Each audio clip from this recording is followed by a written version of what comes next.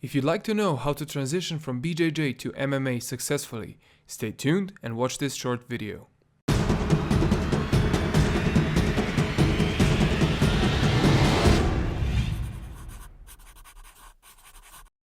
Hi, my name is Mark Leichner from MMAcoach.net. If you're a BJJ player looking to enter into MMA, there are some things you need to know to make the transition successful. Besides the obvious ones like learn striking, I've got 9 tips for you. 1. Butt floppers. Start wrestling before trying MMA. If you're one of those BJJ players that doesn't engage in wrestling or just jumps or flops to guard, then you're out of luck because wrestling is an integral part of MMA, and if you manage to get by without it in BJJ, you will not be able to do so in MMA. When you have an opponent that is striking, it is very difficult to jump or flop to guard successfully. Even if you do, bottom is not a good place to be in MMA, as I'll explain later. I'm not saying that all BJJers are butt floppers. There are many that have embraced wrestling and judo, but if you're not one of them, start now. Having said that, there are ways of jumping guard that is good for MMA. Check out a video from Firas Zahabi on this subject. There is a link in the description. This way of guard jumping puts you either on top or in a position to submit your opponent. But this shouldn't be your go-to way of getting the fight to the ground. Just another option to have in your arsenal. 2. Top game priority. The effectiveness of the guard has dropped significantly since the first UFCs, and generally you don't want to be the bottom guy. There are not many BJJ fighters, even champions, that have modified their guard well for MMA. A fighter with good base, solid top control and a devastating ground and pound can wreak havoc on a BJJer. Of course there are exceptions, and one of them is Fabricio Verdum, who is probably immune to ground and pound.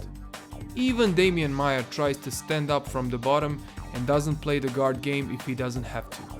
So always strive to get on top and do not go on bottom voluntarily. Being on top gives you positional dominance, which is great with the judges, and more importantly, places you in a position to hit.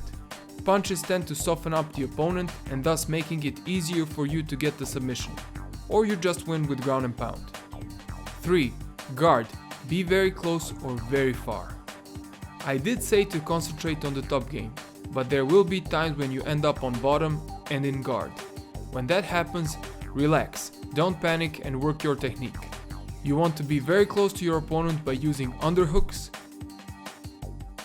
overhooks, or the Lister grip. These are 3 of my go-to grips. Some people also use the rubber guard and the red guard with great success. When you keep your opponent close, it is impossible to get hit. You can also be far from your opponent, which then makes it easier to stand up.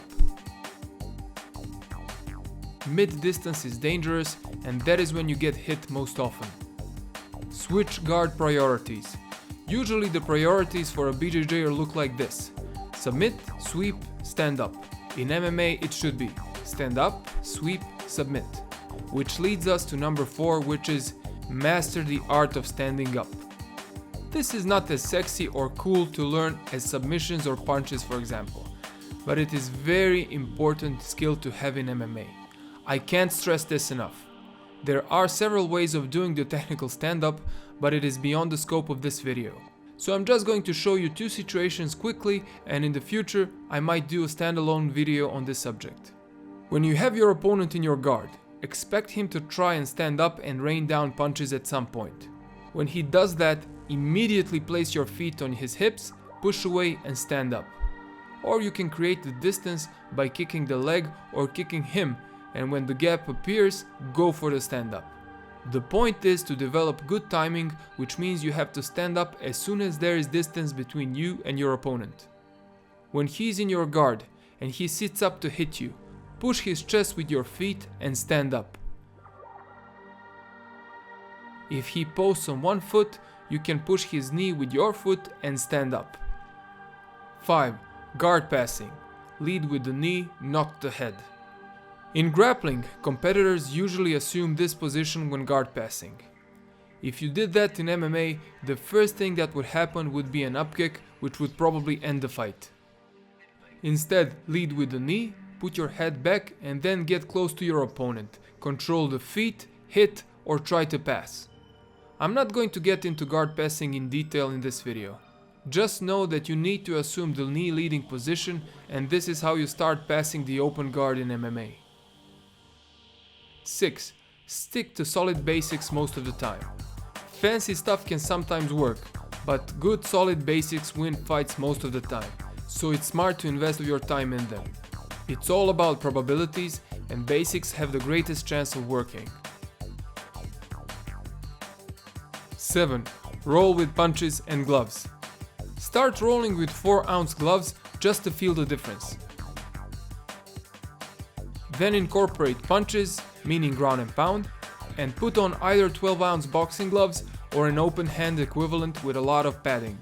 Check out our suggestions in the description. This doesn't mean you should hit hard in sparring. It just means you will have more protection. Go for 100% speed and 10% power to the head. You can hit the body a bit harder. The point here is to get used to rolling with punches, which is a whole different world than pure grappling. You need to learn how to modify your grappling in a ground and pound situation.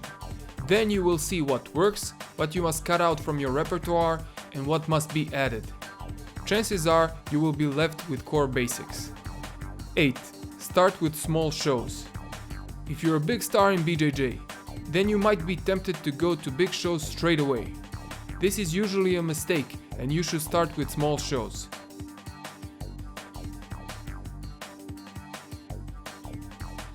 Take Pavel Nastula for example.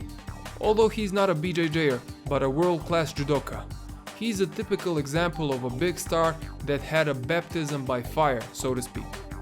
He had his MMA debut in Pride, which was the biggest MMA promotion at the time, against Antonio Rodrigo Nogueira, who was one of the best heavyweights at the time. Although courageous, that was not a good move. He should have started in smaller shows, worked on his MMA techniques, and after a few fights, compete in bigger shows. 9. Have patience. Every beginning is hard, so have patience. It will be tough at first since this is a new sport for you, but in time you will get the hang of it. Be patient, put in the work, and it will pay off. But know that it will take a long time before you become good at it, because MMA is very complex and you need to become good at a lot of its elements. So if you don't mind a long ride and can get through ups and downs, which will definitely happen, you'll do fine. Your identity will also change in time from a BJJ player into an MMA fighter. If you'd like to learn how to fight on the ground in MMA, check out my ground and pound instructional. All of the subjects from this video are covered in great detail in Total Ground and Pound Blueprint, so if you're interested, take a look. What do you think is important for a BJJer who is transitioning to MMA? Have I missed anything? Let me know in the comments below. My name is Mark Leichner from MMAcoach.net, and I will see you in another video again very soon.